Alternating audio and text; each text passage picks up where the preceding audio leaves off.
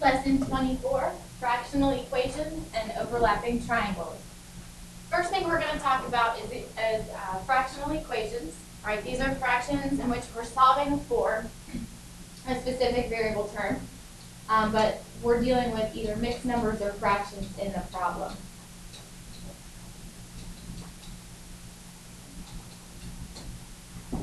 All right, in this equation, we have 4 1/2 x minus 3/5 equals negative 1 1/4. We are going to eliminate fractions and deal with whole numbers in this equation, and we're going to do that by multiplying each term by the least common multiple of the denominators. And we're going to show you what this looks like in just a second. This is similar to when we got rid of the decimals in decimal equations and worked with just whole numbers. You can solve these equations by keeping the decimals or the fractions in the problem.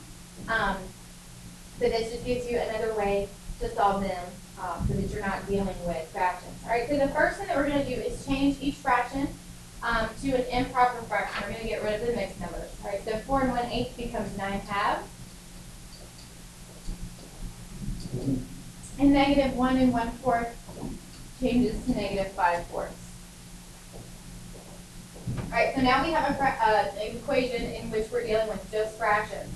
What we're going to do is we're going to eliminate the fraction by multiplying every term by the least common multiple of the denominators. All right, in other words, we're finding a common denominator, and we're going to multiply each fraction by that number.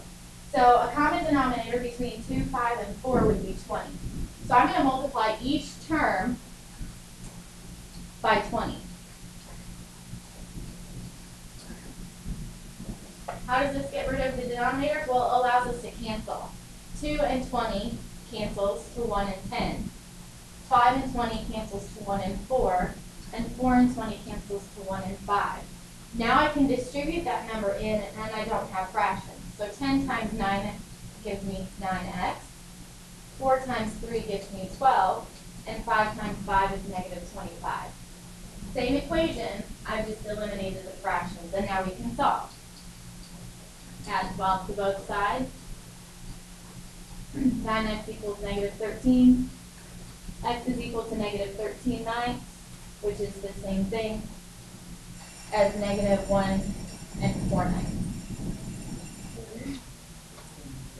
All right, the next example problem that we're going to look at is 4x plus 2 over 5 minus 3/2 equals 1/3. Again, we're getting rid of the denominators by multiplying by a least common denominator. All right, so we're looking, what number does 5, 2, and 3 all go into? They all go into 30. So we're going to multiply each term by 30. This allows us to cross cancel and get rid of the fraction. All right, 5 goes into 30 6 times, 2 goes into 30 15 times, and 3 goes into 30 10 times. Now we're going to distribute to each term to redo our equation. Keep in mind, here when we have the 6, we need to distribute that all the way through. So 6 times 4x is 24x, 6 times 2 is 12, minus 15 times 3, which is 45, equals 10 times 1, which is 10.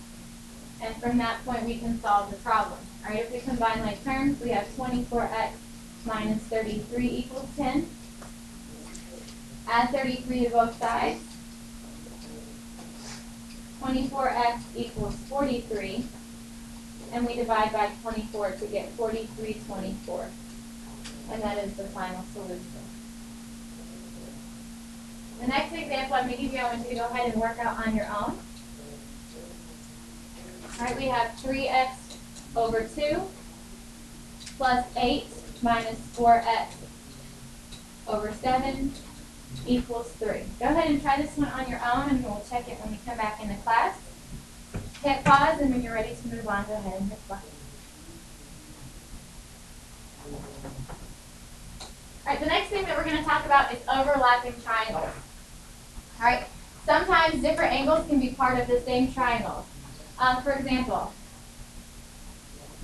I have a big triangle, and in the big triangle, it's also divided into a smaller triangle. All right?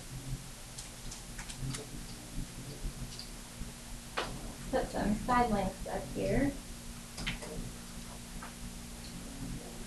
right, when we solve for missing sides of overlapping triangles, the first thing we want to do is draw the triangles separately so that you can compare them. All right, so if we draw the small triangle, we have sides 4, 9, and 7. And if we draw the large triangle, we have sides y. Okay, 6 and 4 is the whole side, so that would be 10. And 7 plus x. All right. Notice that the top angle is the same for both triangles. Now we have two triangles that are similar, and when we solve for missing sides of similar triangles, we're actually just writing out proportions and solving. All right, so we're comparing different sides.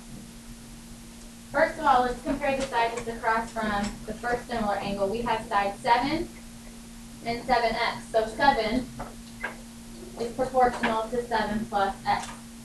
We compare the side of the triangle that has 2 tick marks. That's 9 is proportional to y. And finally, 4 is proportional to 10. All right, we're going to use the side that we know, 4 and 10, to set up proportions and solve for the missing sides of these triangles. All right, so we have 7 over 7 plus x is equal to 4/10. And we have 9 over y is equal to 4/10. And how do we solve a proportion? We cross multiply and divide. All right, so we have 7 times 10 gives me 70. That's equal to 28 plus 4x. 4y is to 90. All right, if we solve these out, we're going to get x is equal to 21 halves. And y is equal to 45 halves. All right, so in solving for overlapping triangles, go ahead and draw the triangles separately before you solve. Let me give you one more example. I want you to try this one on your own. We have 2, 3, y, 4, 3, and x. Go ahead and solve for sides x and y, and we will check it when we come back into class.